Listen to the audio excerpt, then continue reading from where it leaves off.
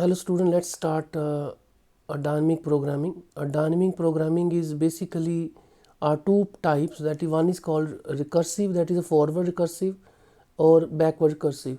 Here is a function fnx, so try to remember this function x n, and this is s and this is xn. This is called as stage and this is called as state variable. So state variable means the maximum value the variables can take is called state variable. State variable is called as a maximum value taken by that variables. Okay so हमें क्या करना है कि इसको stages में divide करना है, पूरी प्रॉब्लम्स को छोटी छोटी प्रॉब्लम्स में डिवाइड करना है, और ये F N star S with the maximum और मिनिमम वैल्यूज जो डिपेंड करेगा स्टेट पे और स्टेज पे और the possible values of X N. Recursive relation जो है वो ऑप्टिमाइज़ करेगा इसको. एंड इसमें ये एफ एन फंक्शन है, इसमें हमने अगर मान लीजिए कि एक्स एन वेरिएबल सेलेक्ट कर लिया तो टोटल अपने पास एस है, तो एस में से एक्स एन अगर इसके पास चला गया तो बाकी एस माइनस एक्स एन जो अगले फंक्शन के लिए जाएगा. Sometime we use F N plus one यानी कि नेक्स्ट दैट इज़ फॉरवर्ड, और sometime we use F N minus one. So dynamic program में क्या करते हैं कि हम बड़ी प्रॉब्लम्स को छोटी प्रॉब्लम में डिवाइड करते हैं, then we find the solution. जब मैं स्टेज वन की बात करूँगा तो स्टेज वन मतलब एक variables, okay N one. N one I talk about stage two मतलब एन टू है, एन टू का मतलब मेरे पास दो वेरिएबल है X and Y. And when I talk about stage three then I will have three variables. तो जो टू वेरिएबल्स हैं उनमें सोल्यूशन निकाल लेंगे, तो जो उसका फंक्शन आएगा वो F two X two S होगा, और थ्री वेरिएबल्स के लिए फंक्शन आएगा F X three S. Okay, तो यहाँ पे इसको तीन पार्ट्स में जब डिवाइड कर दिया तो दो पार्ट्स का जो सोल्यूशन है वो पिछले वाले से आएगा, वो यहाँ पे यूटिलाइज करेंगे, इसके लिए रिकर्सिव रिलेशन यूज़ करेंगे. So now let's move to the first question, that is first question that is divide the positive quantity C into N parts. अगर आपको कोई बेलमैन प्रिंसिपल की एक्सप्लेनेशन के लिए बोले तो इस क्वेश्चन को आप कोड कर सकते हो. Positive quantity C into N parts so as to maximize the product. हमें इसके प्रोडक्ट को मैक्सिमाइज करना है, सम हमें दिया हुआ है. छोटी क्लासेस में हम करते हैं कि product of two numbers when the sum is given, और हमें पता है कि अगर आपको product X one X Y को मैक्सिमाइज करना है when X plus Y is given to be constant. तो यहाँ पे x की वैल्यू पुट कर दीजिए y की c माइनस एक्स, तो बनेगा सी एक्स माइनस एक्स के. इसको डिफरेंशिएट करेंगे तो बनेगा माइनस टू एक्स प्लस सी. तो जब ज़ीरो करेंगे तो x का वैल्यू आएगा c बाई टू. यानी कि इसके प्रोडक्ट को मैक्सिमम करने का तरीका है कि हर एक पार्ट को हाफ हाफ डिवाइड कर दो, तो प्रोडक्ट अपने पास आ जाएगा c बाई टू स्क्वेयर. तो ये अपना फंक्शन आ जाएगा अपना टू के लिए, यानी कि दोनों को इक्वली डिवाइड करो and this thing. Now we want to solve this question. तो इसमें क्या करना है कि सी फिक्स्ड क्वांटिटी है, एन नंबर ऑफ स्टेजेस हैं, तो इसका मतलब एफ एन एक्स को हमने सपोज किया एफ एन जो है एफ एन सी, तो ये आएगा मैक्सिमम करना है. एक्स का मैक्सिमम वैल्यू सी हो सकता है, पॉजिटिव नंबर होंगे, तो हमने उसका एक पार्ट एक्स ले लिया, जो बाकी पार्ट है वो सी माइनस एक्स. तो आप यहाँ समझ सकते हो कि this is S, this is our S, this is state variable, the maximum value the variable can take is C. So X इसको दे दिया और बाकी F N C minus X से निकालेंगे. तो पहली स्टेज के लिए क्या होगा, एफ वन सी आएगा मैक्सिमम. तो अपने पास है ही एक वेरिएबल, तो हम वेरिएबल का नाम रख रहे हैं Y. So here variable is Y. So पहला के लिए क्या करेंगे, मैक्सिमाइज किसको करेंगे, वाई वन को करेंगे, तो वो सी आ जाएगा, इनिशियली वो ट्रू है. एन टू के लिए दो स्टेजेस आ गई, तो सी को डिवाइड करेंगे दो पार्ट्स में, वाई वन और वाई टू में. वाई वन को मान लिया हमने एक्स, वाई टू आ गया सी माइनस एक्स, क्योंकि उनका सम हमें दिया हुआ है, because y1 plus y2 is given to be c, so y2 will be c minus y1, c minus x.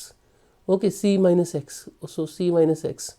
तो f2 आ गया, मैक्सिमम y1 y2, मैक्सिमम निकालना है. x का कंडीशन दिया हुआ है कि x lies between 0 and c, तो c ये आ गया x c माइनस एक्स. तो ये वाला जो c माइनस एक्स है ये हम पिछली कंडीशन से कैलकुलेट कर लेंगे. पिछली कंडीशन में जो फंक्शन था वो c था, इसका मतलब ये भी एफ वन सी माइनस, क्योंकि हमारे पास जो पहला फंक्शन आया, जो पहला आंसर आया वो आ गया सिर्फ सी, तो इसका मतलब एफ वन सी माइनस एक्स भी सी माइनस एक्स ही आएगा. तो मैं सी माइनस एक्स की जगह पे एफ वन सी माइनस एक्स पुट कर दूंगा यहाँ पे. देन फॉर एन थ्री, तो हम सी को तीन पार्ट्स में डिवाइड करेंगे गिवन इनिशियल कंडीशन. तो एक x बनेगा, दूसरा c माइनस एक्स बनेगा, ठीक है। एक x एक c माइनस एक्स, जो c माइनस एक्स है उसको दो पार्ट्स में डिवाइड कर देंगे, एंड इसका मतलब तीन पार्ट्स बन गए, तो c माइनस एक्स के दो पार्ट, x का एक पार्ट, तीन पार्ट। तो मैक्सिमम प्रोडक्ट जो आएगा वो आएगा f3c। सो मैक्सिमम निकालना है, तो function is like this, maximum at every stage x will be c, so it will be, एक x आ गया, बाकी जो दो पार्ट्स हैं वो प्रीवियस फंक्शन से फाइंड करेंगे। So try to understand that, this is our f3 function. Okay, so let us try this thing. तो ऐसे करते हमने एक इंडक्शन से सॉल्व करना है, तो nth स्टेज में ये आ जाएगा। अब recursive solution of recursive equations हमने बना ली, अब इसको सिंप्लीफाई करना है। n2 के लिए हमें पता है कि हमारा फंक्शन था c x माइनस सी एक्स, तो जब हम इसको सॉल्व करेंगे तो x विल बी c/2, तो x will be c/2 differential, ये डेरिवेटिव वाले फार्मूले से आप कर सकते हो। तो अपना फंक्शन क्या आ जाएगा, c/2 का स्क्वायर। तो हमारी ऑप्टिमल पॉलिसी आ गई कि दोनों नंबर को हाफ हाफ में डिवाइड करो। फॉर n3 के लिए क्या करेंगे, n3 के लिए हम करेंगे मैक्सिमाइज और f2, और f2 की वैल्यू है c/2 स्क्वायर। तो यहाँ पे एक्चुअली ये फंक्शन ऐसे बना था, maximum x greater than 0 c, so this is x and this is f2 c minus x. और जो f2 का फंक्शन बना है वो उसमें बना था c/2 का स्क्वायर, तो ये बन जाएगा c माइनस एक्स का स्क्वायर। अब इसको सॉल्व करना होगा, तो अब देखोगे c/3 आंसर आ जाएगा। अगर आप इसको चेक करना चाहते हो, you multiply this and then you want to find maximum value which lies between 0 and c। इसको डिफरेंशिएट करो तो you will see that c/3 आएगा। अगर आप इसको सॉल्व करना चाहो तो you can solve it, c square plus x square minus 2cx over 4. So when you multiply, when you differentiate with respect to x, you get 3x square and minus 2, that is c square plus 3x square, okay, then minus 2cx square, that is 4cx. So this is the solution, so this is 3x square, इसको simplify करेंगे तो ये थोड़ा सा problem आ गया कि अपने पास बनेगा X C square X square minus 2cx, this is X C square, तो डिफरेंशियल करोगे तो आ जाएगा सी स्क्वायर, ठीक है। एक्स क्यूब के लिए 3x स्क्वायर आएगा, ये भी ठीक है। देन 4cx, ये भी ठीक है, डिवाइडेड बाय 4। तो when you put equal to 0, now you find c। तो जब आप इसको 0 पुट करोगे तो you will get two values, is it so? Yes, so you will get two values, c square minus 4xc plus 3x square. तो you want to find the value of x, तो 3x square, this is x is equal to 3x square minus 3xc minus xc plus c square. तो you will take the common, x is a common, 3 is a common, so you will get x minus c minus x minus c. So this is 3x minus, here is the c is also common, c is common here, तो 3x minus c and x minus c 0, तो x will be c/3 and x will be c, तो c ले नहीं सकते क्योंकि maximum है, तो इसका तो x c/3 आ जाएगा। तो डिफरेंशियल करने की जरूरत नहीं है, सीधा भी लिख सकते हो। तो हमारे पास जो ऑप्टिमल पॉलिसी बन गई वो फंक्शन में जब आप x को c/3 पुट करोगे ये बनेगा c/3 का क्यूब। तो ऑप्टिमल पॉलिसी बन गई कि तीनों c/3 c/3 c/3 और f3 की वैल्यू हमने निकाल ली। तो now we will generalize this thing कि nth के लिए जनरलाइज पॉलिसी आ गई, तो इसको इंडक्शन से प्रूव करो। nth प्लस 1 के लिए प्रूव कर लो, 1 के लिए ट्रू है, ये n हमने n इज इक्वल टू 1 के लिए प्रूव कर ली, ओके, ये वेरीफाइड है। और n is equal to m के लिए सपोज करेंगे और n is equal to m plus 1 के लिए प्रूव करेंगे।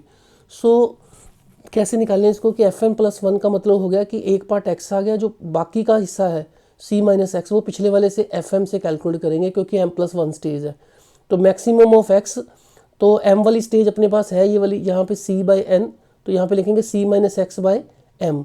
तो इसको जब मल्टीप्लाई किया, जब आप इसको सिंप्लीफाई करोगे डेरिवेटिव वाले तरीके से, तो you will get it is maximum at c over m plus 1। So इसकी मैक्सिमम वैल्यू यहाँ पे कर की और मैक्सिमम वैल्यू इस पॉइंट पे आई और इस वैल्यू मैक्सिमम ये वाली है, तो ऑप्टिमल पॉलिसी अपने पास प्रूव हो गई। Dynamic program is to find the maximum value of this z y1 y2 y3 subject to this constant. तो हमें f3 5 निकालना है मैक्सिमम, तो इसको 3 स्टेजेस में करेंगे, 1 2, एक वेरिएबल, फिर 2 वेरिएबल, फिर 3 वेरिएबल। तो पहली स्टेज के लिए हमने f1 रख लिया, तो एक ही वेरिएबल रखा y1 और उसकी मैक्सिमम वैल्यू है 5, सो y1 इज़ 5, तो पहला ट्रू आ गया सोल्यूशन। नाउ 2 स्टेजेस के लिए 2 वेरिएबल आएंगे, 5 को 2 पार्ट्स में तोड़ेंगे, 5 को 2 पार्ट में तोड़ेंगे तो y1 y2 इज़ 5। ओके, अगर एक हम इसको y1 को x मान लें तो y2 will be 5 minus x. Okay, y2 will be 5 minus x. तो हमें f2 को मैक्सिमाइज़ करना है, मैक्सिमम y1 y2, तो एक x आ गया, एक 5 माइनस एक्स आ गया। अब क्योंकि पिछले फंक्शन में f1 जो था वो 5 था, इसका मतलब f1 x पुट करो, f2 निकालने के लिए जो 5 माइनस एक्स है कांस्टेंट फंक्शन के लिए f माइनस 5 माइनस एक्स ही आ जाएगा। तो ये जो है ये पिछले फंक्शन पे डिपेंड हो जाएगा, f1 आएगा यहाँ पे f1।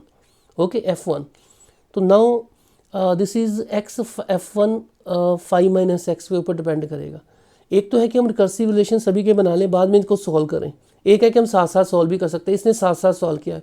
पिछले क्वेश्चन में उसने रिकर्सिव रिलेशन पहले बनाए बाद में सॉल्व किए, इसमें रिकर्सिव रिलेशन बना लिया, उसको सॉल्व भी साथ में कर रहा है कि ये वाला फंक्शन अपने पास आ गया x 5 माइनस एक्स। तो जब आप इसको सिंप्लीफाई करोगे 2x प्लस 5 तो 0 करोगे तो x 5/2 आ जाएगा। ऑप्टिमल पॉलिसी इज 5/2 का स्क्वायर, जैसे हम उसको ऑप्टिमाइज़ करते हैं। और x की मैक्सिमम वैल्यू कितनी आएगी 5, मिनिमम 0, क्योंकि सम इज़ 5। तो 3 स्टेजेस के लिए क्या करेंगे, मैक्सिमाइज़ करेंगे सेम x, और जो बाकी का बचेगा उसको हम f2 पे डाल देंगे। f2 की ऑप्टिमल पॉलिसी आ गई 5/2 स्क्वायर, तो ये कांस्टेंट फंक्शन आया ना, तो इसलिए यहाँ पे लिख देंगे 5 माइनस एक्स बाय 2 का square. Okay, 5 minus X by 2 का स्क्वायर। तो जब इसको सिंप्लीफाई करोगे सेम वही चीज़ आएगा, x 5/3 पे आएगा। ओके, x 5/3 पे मैक्सिमम होगा, और जब यहाँ पुट करोगे x को 5/3 तो इसका वैल्यू आ जाएगा 5/3 का क्यूब। सो हमारे पास ऑप्टिमल पॉलिसी आ गई, तीनों पार्ट्स को इक्वल पार्ट्स में डिवाइड कर दो, 5/3 5/3 5/3। सो उसका जो मैक्सिमम वैल्यू है वो 5/3 का क्यूब आएगा। This has done.